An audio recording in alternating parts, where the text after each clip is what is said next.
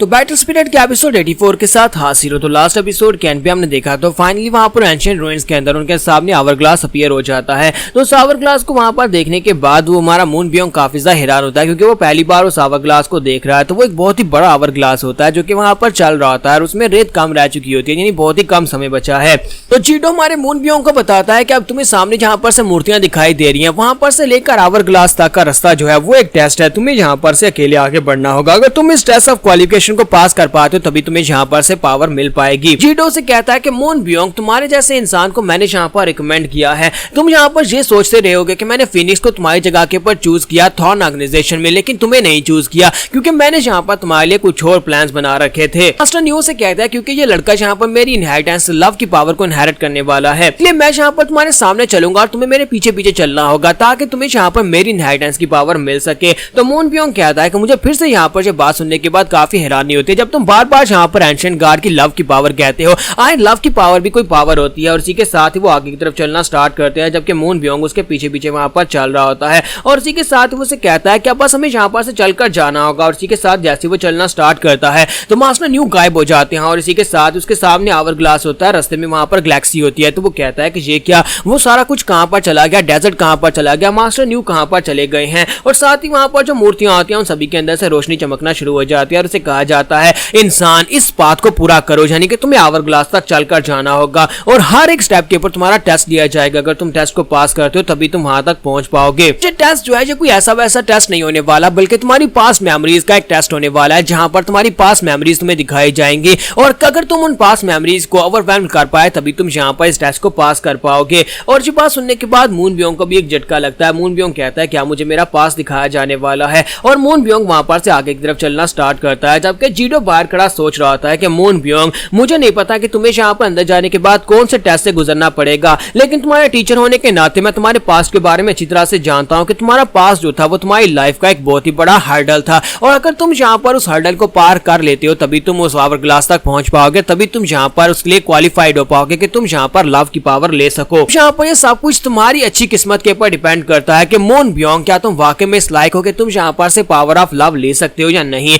और दूसरी तरफ पीस हार्बर का सीन दिखाते हैं। पीस हार्बर का सीन दिखाते हैं जहां पर पूरे का पूरा पीस हार्बर जो होता है वो फ्लेम्स में जल रहा होता है और हमारा यूकियान जो होता है वो जाओ बाओ और जाई वैंग दोनों को उठाकर वहां पर से बाहर निकल आता है। तो जैसे वहां पर से बाहर आता है तो उसे वहां पर स्पिरिचुअल एनर्जी मिलना स्टार्ट होती है, जिसकी वजह से उसकी स्ट्रेंथ बढ़ती है। तो वो कहता है शुक्र है कि यहाँ पर मुझे स्पिरिचुअल एनर्जी मिली। जैसे वो बाहर निकलता है तो हमारे जाई वैंग के सारे दोस्त वहां पर सामने खड़े होते हैं। वो सभी लोग भागते हुए उसकी तरफ आगे बढ़ते हैं और उनसे कहते हैं क्या तुम दोनों ठीक हो, क्या तुम लोग ठीक हो। और वो लोग आगे बढ़ते हैं। तो इसी के साथ ही यूजिंग जो होता है वो जाकर उसके साथ जिस बंदा पट्टियों में लिपटा होता है उसे तो नहीं पता होता ये जाई वैंग है। तो यूजिंग उसे कहता है कि ब्रदर ये तुम अपने साथ किसको लेकर आए हो, इसकी हालत तो बहुत ज्यादा खराब लगती है और इसकी ब्रेथ मुझे लगता है कि ये तो बहुत ही बुरी तरह से जख्मी है, इसकी तो पूरी बॉडी पूरी तरह से खून से लिपटी हुई है। तो यूकियान उन लोगों से कहता है कि ये जाई वैंग है। जैसे वो लोग ये बात सुनते हैं सभी को एक झटका लगता है। वो कहते हैं क्या ये जाई वैंग ऐसा कैसे हो सकता है, जाई वैंग ऐसा कैसे हो सकता है, जाई वैंग के साथ ऐसा कौन कर सकता है, जल्दी से बताओ जाई वैंग के साथ ये सब कुछ किसने किया है। और इसी के साथ ही हमारा जो शन की होता है वो आगे बढ़ता है, जाकर अपनी एनर्जी उसकी बॉडी के अंदर पोर करता है ताकि जाई वैंग को वहां पर स्पिरिचुअल एनर्जी दी जा सके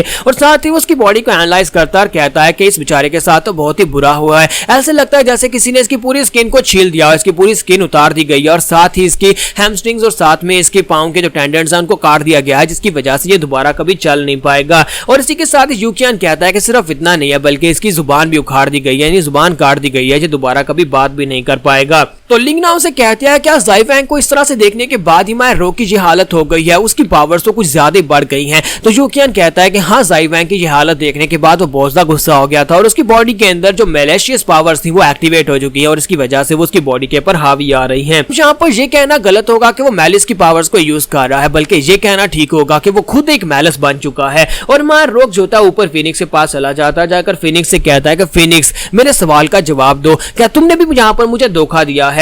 जबकि शीशैंग उसे कहता है कि फिनिक्स तुम्हें यहाँ पर दिखाई दे रहा है कि रोक को यहाँ पर सब कुछ पता चल चुका है और रोक को यहाँ पर कंट्रोल करना ही होगा। उसकी बॉडी के ऊपर मैलिस ने कंट्रोल कर लिया और मैलिस इतनी पावरफुल है कि वो यहाँ पर आसपास की हर एक चीज को बर्बाद कर सकती है और यहाँ पर डिस्ट्रक्शन मचा सकती है जिसे तुम रोक नहीं पाओगे। हम दोनों को मिलकर यहाँ पर इसे रोकना होगा, हमें इंसानियत के लिए रोक को मारना होगा, रोक को मारकर इसकी मैलिस को रोकना होगा। फिर साथ ही वो फिनिक्स से कहता है कि फिनिक्स मेरी बात को याद रखो, यहाँ पर मैं तुम्हें बार बार एक बात कह रहा हूँ कि वो कोई इंसान नहीं है बल्कि वो सिर्फ और सिर्फ एक आर्टिफिशियल ह्यूमन है, वो एक इंसान नहीं है जिसके लिए तुम यहाँ पर ये कह रहे हो कि उसे जिंदा रखा जाए। नीचे का सीन दिखाते हैं जहाँ पर डायरेक्टर गुलाला जो होते हैं वो भी अपनी फाइट खत्म करने के बाद नीचे उतरते हैं और नीचे आने के बाद उसे कहते हैं कि टाइगर ये लो, और वो उसकी तरफ उसका बाजू कटा हुआ बाजू फेंकते हैं। तो वो कहते हैं कि मास्टर लाला आप क्या लेकर आए हैं? तो वो उसे कहते हैं कि मैं तुम्हारे लिए उस लड़के का बाजू काट कर लाया हूँ, साइबॉर्ग का, जिसने तुम्हारे पर अटैक करके तुम्हारा बाजू काटा था। अब दोबारा यहाँ पर ऐसी कोई गलती मत करना और ध्यान रखना कि कोई दोबारा तुम्हारा कोई बाजू ना काटे। तो वो इस बात से बहुत ज्यादा खुश हो जाता है और कहता है कि आपने मेरा बदला ले लिया, मुझे बहुत ज्यादा खुशी हुई।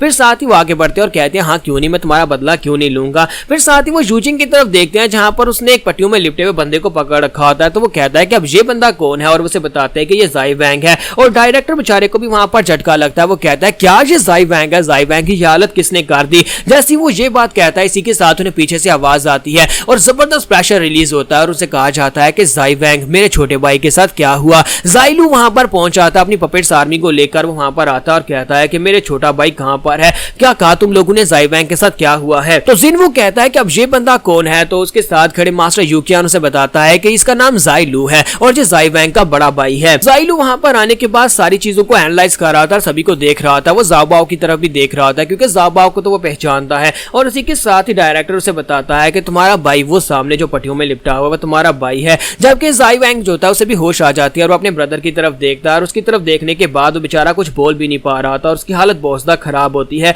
तो ज़ाइलू आगे बढ़ता है और अपने ब्रदर से कहता है कि ब्रदर ब्रदर, लेकिन वो आगे से बोल नहीं पा रहा था। इसी वजह से ज़ाइलू की पावर्स वहां पर अनकंट्रोलेबली रिलीज होती है। वो जबरदस्त प्रेशर को रिलीज करता है और कहता है कि मेरे ब्रदर के साथ ये सब कुछ किसने किया है। तो यूकियान उसे बताता है कि जिसने यहाँ पर इसके साथ किया है वो चीशैंग का एक सबऑर्डिनेट था, वो एक साइबॉर्ग था, उसने इसकी हालत ये कर दी, उसने इसके साथ बहुत ही बुरा किया है। वो एक एडवांस लेवल का वार हीरो था लेकिन उसकी पावर लेवल्स जो थी वो एडवांस लेवल के वार हीरो से बहुत ज्यादा थी। तो ये बात सुनने के बाद ज़ाइलू से कहता है कि कौन है वो और कहां पर है, जल्दी से बताओ, मैं जाकर अपने भाई का बदला लेना चाहता हूं। लेकिन इसी के साथ यूकियान उसे कहता है कि वो मर चुका है क्योंकि जब वहां पर पहुंचे हम लोग ज़ाई वैंग को बचाने के लिए तो रोग ने वहां पर उस बंदे को मार डाला और उसे एक बहुत ही दर्दनाक मौत दी है। तुम्हें अब यहाँ पर उसके बदला लेने की जरूरत नहीं है। तो ज़ाइलू उसकी बात सुनने के बाद अब आगे बढ़ता जाकर अपने ब्रदर को पकड़ता है और उसे कहता है कि ब्रदर मुझे नहीं लगता कि अब यहाँ पर अपनी इंजरीज के साथ तुम दोबारा कभी भी कल्टीवेट कर पाओगे, यानी दोबारा तुम कभी अपनी बैटल स्पिरिट के साथ एक वॉरियर बन पाओगे। और वो अपने भाई को उठा लेता है और कहता है कि हम लोग वापस जा रहे हैं। और साथ ही वो कियांटियान से कहता है कियांटियान मुझे एक बात बताओ कि तुम यहाँ पर क्या कर रहे हो,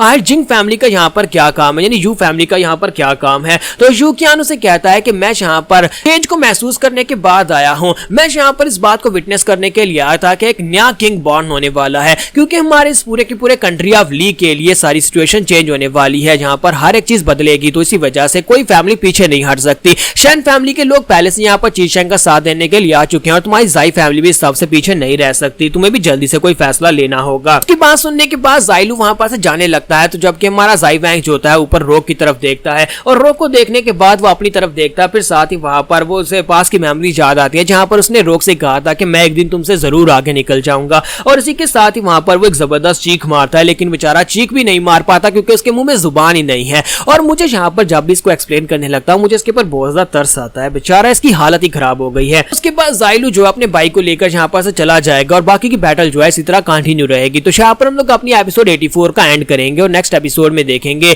कि अब यहाँ पर आगे और क्या होने वाला है। क्या फिनिक्स यहाँ पर हमारे रोक के साथ फाइट करेगा और उसे मारने की कोशिश करेगा या नहीं।